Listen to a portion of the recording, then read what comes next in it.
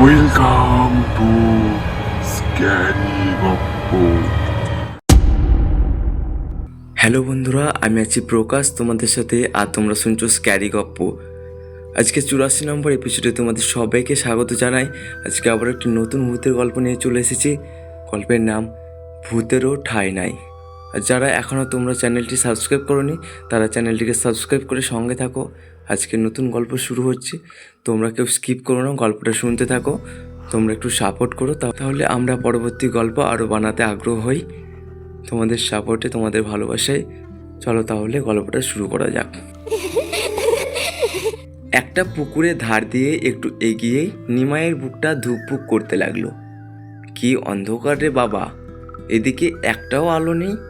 এই কথা ভাবতে না ভাবতেই সামনের গাছ থেকে ঝুপঝাপ করে কারা যেন তার সামনে এসে দাঁড়ালো। তাদের মধ্যে একজন বলল, বেশ তো সুখেই গ্রামের শ্মশানের শ্যাওড়া গাছে বাসা বেঁধেছিলাম, কি করতে আমাদের এই শহরে নিয়ে এলি? এদের কথা শুনে নিমাই প্রথমটা খুব হকচকিয়ে গেল। এরা আবার কারা রে বাবা? কিছুক্ষণের মধ্যেই টের পেয়ে গেল এরাও নিমাইয়ের মতো। তবে এরা নিমাইয়ের মতো গেয় ভূত নয়, এরা সবাই শহুরে ভূত। নিমাইকে দেখে একজন খুব রেগে গিয়ে বলল, ভালোই ভালোই এখান থেকে বিদে হও, না হলে মারবো এখানে আর লাশ পড়বে। রাগী ভূতের গলায় সিনেমার ডায়লগ শুনে বেটে ভূত বলল, ধুস, তুমি কি যে বলো না, এই গেয় ভূতটাকে এরকম ডায়লগে ভয় পাওয়ানো যায় নাকি? একটু বুঝিয়ে বলতে হবে, তোমার দ্বারা ওসব হবে না। কেসটা আমার হাতে ছেড়ে দাও, আমি ট্যাকেল করছি। তারপর বেটে ভূত নিমাইয়ের কাছে এসে বলল, এই যে ভাই, ওর কথাতে তুমি কিছু মনে করো না, ও একটু রকচটা, কোথায় কখন কি বলতে হয় জানে না। তা তোমাকে দেখে তো খুব ভালো মনে হচ্ছে। আমাদের এই শহরে জায়গা খুব কম, আমরাই অনেক কষ্টে এখানে আছি। তুমি বরং অন্য কোথাও গিয়ে আস্তানা বাঁধো। অগত্যা নিমাই গাছ থেকে নেমে অন্যদিকে রওনা দিল। নিমাই সবসময় একটু ভাবুক প্রকৃতি, তার মনে সবসময় নানা রকম প্রশ্ন এসে ভিড় জমে। মরার পরও তার স্বভাব বদলালো না। তার মনে এখন একটাই প্রশ্ন সব সময় ঘুরপাক খাচ্ছে, আচ্ছা, মানুষ মরলে ভূত হয়, তাহলে ভূত মরলে কি হয়? এ কথার উত্তর কাউকে সে জিজ্ঞেস করতেও পারে না। গ্রামের শ্মশানকালীর মাঠে তার এক নতুন বন্ধু জুটেছিল। তাকে নিমাই এই প্রশ্ন করেছিল। সে কিছুক্ষণ মাথা চুলকে নিয়ে বলেছিল, এর উত্তর তো আমার জানা নেই। এর উত্তর আমাদের শিমুল গাছের মগডালে যে পণ্ডিত ভূত থাকে, তিনি হয়তো এর উত্তর দিতে পারবেন। পণ্ডিত ভূতের কথা শুনে নিমাইয়ের খুব স্বাদ হলো তাকে একবার দেখার। অবশেষে তার কাছে গেল নিমাই। পণ্ডিত ভূতকে দেখে নিমাইয়ের মনে ভক্তি শ্রদ্ধাও জাগলো। কি সুন্দর তার চেহারা, দেখলেই মনে হয় তিনি খুব জ্ঞানী। নিমাই তাকে জিজ্ঞেস করলো, আচ্ছা পণ্ডিত মশাই, মানুষ মরলে ভূত হয়, কিন্তু ভূত মরলে কি হয়? তার উত্তর জানবার জন্যই আপনার কাছে আমি এসেছি। নিমাই এরকম অদ্ভুত প্রশ্ন শুনে পণ্ডিত ভূতের ভিমড়ি খাওয়ার জোগাড়। অবশেষে নিজেকে সামলে নিয়ে গম্ভীর হয়ে চোখ পাকিয়ে বললেন, শোনো, এর উত্তর আমার জানা আছে, কিন্তু তোমার তা জানবার যোগ্যতা এখনো হয়নি।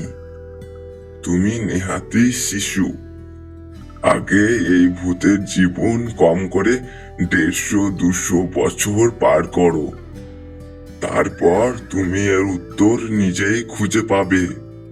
নিমাই আর কি করে, মাথা নিচু করে তার কাছ থেকে বিদায় নিয়ে চলে এলো। এরপর থেকে গ্রামে যে ভূতেদের সঙ্গে দেখা হয়, তাকেই এই প্রশ্ন করে নিমাই। অবশেষে নিমাইয়ের এরকম অদ্ভুত প্রশ্নের জ্বালায় অতিষ্ঠ হয়ে গ্রামের ভূতেরা মিটিং করে নিমাইকে গ্রাম থেকে তাড়িয়ে দিয়েছিল। সে গ্রাম থেকে শহরে এসে এধার ওধার ঘুরে বেড়াচ্ছে। কোথাও তার কোনো জায়গা হচ্ছে না। সব জায়গাতেই এক কথা, ঠাঁই নাই আর ঠাঁই নাই। পুকুরের ধারে শ্যাওড়া গাছের ভূতেদের গলা ধাক্কা খেয়ে এসে ঝকঝকে একটা ফ্ল্যাট বাড়ির সামনের কৃষ্ণচূড়া গাছের নিচে চুপ করে বসে বসে ভাবতে লাগলো, কোথায় যাওয়া যায়? হঠাৎ তার চোখে পড়ল একটা ফ্ল্যাটের জানালা খোলা আছে। সে আর দেরি না করে ঝুপ করে জানালার ধারে গিয়ে বসলো। দেখলো একটা বাচ্চা ছেলে মাথা নিচু করে কি যেন লিখছে। নিমাই জানালা দিয়ে গলে ঘরে ঢুকে পড়ল। তারপর গোটা ফ্ল্যাটটা ভালো করে ঘুরে দেখতে লাগলো। বাথরুমে গিয়ে দেখলো উপরে সুন্দর একটা ব্যাংক আছে, ওখানে সে দিব্যি এঁটে যাবে। সে মনে মনে ঠিক করলো এখানে সে বাসা বাঁধবে। রুচিষ্ণুর বাবা মা আজ দুজনেই বাড়িতে নেই। দাদুকে দেখতে বৃদ্ধাশ্রমে গেছে। বাড়ির কাজের মাসি পাশের ঘরে বসে টিভিতে মেগা সিরিয়াল হা করে দেখছে, আর রুচিষ্ণু স্কুলের অঙ্ক করছে। তার অঙ্ক করতে একটুও ভালো লাগে না, বারবার অঙ্ক ভুল করছে। সরল অঙ্কের কি সব বিদঘুটে উত্তর বের হচ্ছে। মনে মনে ভাবে এই অঙ্কগুলোর নাম কেন যে সরল অঙ্ক হয়েছে। রুচিষ্ণুর পিছন থেকে নিমাই বলল, 2 আর 17 যোগ করে 20 লিখেছ, ওটা হবে 19। রুচিষ্ণু ঘাড় ঘুরিয়ে পিছনে তাকালো, কিন্তু কাউকেই তো দেখতে পাচ্ছে না। তাহলে এই কথাগুলো কে বলল? সত্যিই তো সে অঙ্কের এই যোগটা ভুল করেছে। সেই জন্যই তো সরল অঙ্কটা তার কাছে কঠিন হয়ে দাঁড়িয়েছে। এর পরের অঙ্কটা করার সময় রুচিষ্ণু একটা জায়গায় বিয়োগ করতে গিয়ে ভুল করলো। অমনি পিছন থেকে নিমাই বলে উঠল, ইস, বিয়োগটা যে ভুল হয়ে গেল। এবার রুচিষ্ণু চমকে উঠে বলল, কে কে কথা বলছে? কিন্তু কোনো সাড়া শব্দ নেই। কাউকে কোথাও দেখতে পেল না রুচিষ্ণু। নিমাই যখন মানুষ ছিল তখন কোনোদিনই অঙ্কে 100-র নিচে পায়নি। অন্য বিষয়ে তার তেমন মাথা না থাকলেও অঙ্কে কিন্তু তার মাথা খুব সাফ ছিল। মুখে মুখে অনেক অঙ্ক চোখের পলকে সে করে ফেলতে পারত। রুচিষ্ণু এরপর যতগুলো অঙ্ক করছিল সবগুলোই সে পিছন থেকে টপাটপ বলে যাচ্ছিল, আর রুচিষ্ণু ওই অদৃশ্য গলার আওয়াজে বারবারই চমকে উঠছিল। আর এইদিকে রুচিষ্ণুর সঙ্গে এই লুকোচুরি খেলা খেলতে খেলতে নিমাই ভুলেই গিয়েছিল সে একজন ভূত। এবার রুচিষ্ণু অঙ্ক শেষ করে খাতা বন্ধ করে খুব করুণ সুরে বলল, আমাকে কে অঙ্কগুলো বলে দিচ্ছ? একবার বলো না তুমি কে? নিমাই তখন নরম গলায় বলল, আমি বনফুল গ্রামের নিমাই গো। আমি তাহলে তোমাকে দেখতে পাচ্ছি না কেন? ভূত শুনলে যদি ছোট্ট রুচিষ্ণু ভয় পায়, তাই নিমাই বলল, আসলে আমরা একটু আড়ালে থাকতেই ভালোবাসি, তাই তোমরা আমাদের দেখতে পাও না। কেন? আমাদের সামনে এলে কি ক্ষতি? ক্ষতি কিছু নেই, তবে কেন জানো আমরা তোমাদের সামনে আসি না। আচ্ছা, তোমাকে আমি কি বলে ডাকবো? তোমার যা ইচ্ছে তাই বলে ডেকো। আচ্ছা, আমি তোমাকে নিমাই আঙ্কেল বলে যদি ডাকি? ডাকবে, আমার তাতে কোনো আপত্তি নেই। আচ্ছা আঙ্কেল, তুমি আমাদের এই বাড়িতেই থাকবে তো?